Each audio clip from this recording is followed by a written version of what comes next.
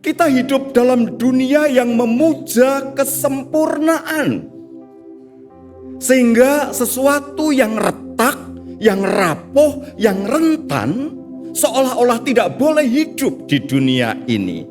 Semua harus perfect. Kerentanan, kerapuhan diingkari. Kerentanan, kerapuhan disangkali. Dan itulah sumber persoalan kehidupan. Karena kita mengidealkan yang perfect, yang sempurna.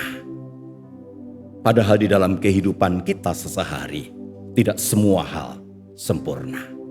Kerentanan, hidup yang retak, dan kemudian mengisinya dengan sesuatu yang berharga. Persis seperti yang dikatakan Rasul Paulus.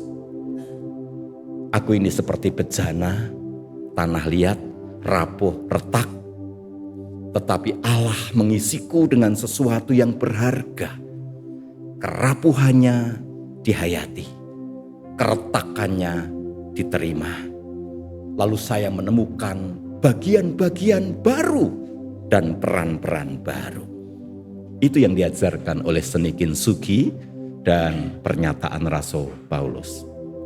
Dan sesungguhnya di dalam hidup selalu begitu, saudara.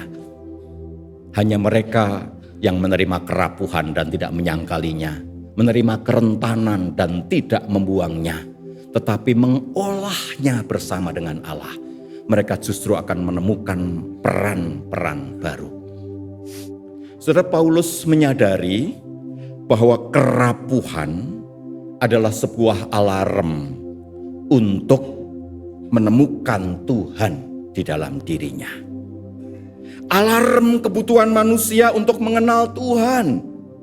Saya mengenal kerapuhan saya mengenal ketidakberdayaan saya, dan itu sebabnya saya perlu mendekat kepada Allah dan membiarkan Allah masuk di dalam diri saya, menjadi kekuatan di dalam menjalani kehidupan.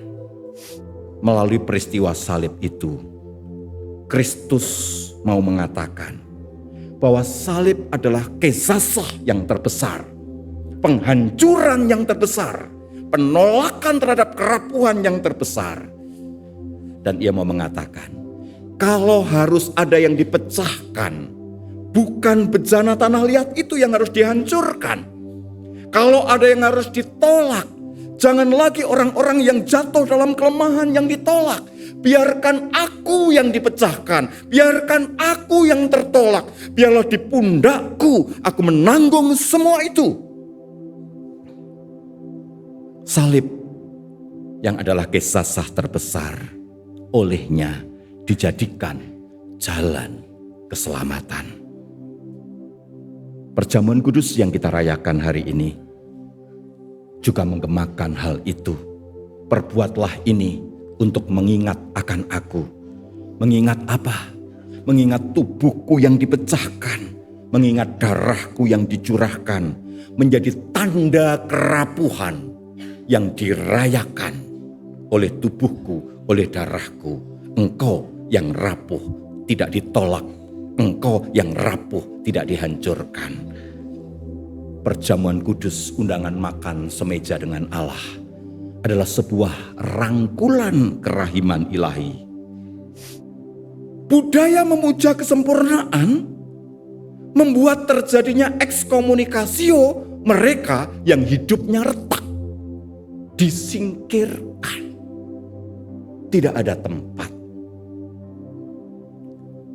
Bapak Ibu Saudara-saudara, yang terjadi dalam masyarakat modern tadi sesungguhnya adalah budaya kesasah dalam bentuk yang lain.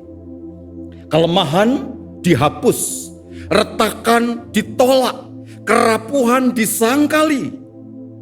Media sosial menuntut citra bersih, seolah kerapuhan dan kelemahan bisa dihapus dengan sekali klik.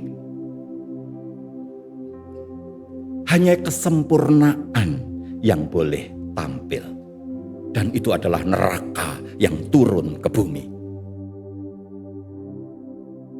Namun saudara yang terkasih, Allah memilih mendekati kehidupan dengan cara yang lain.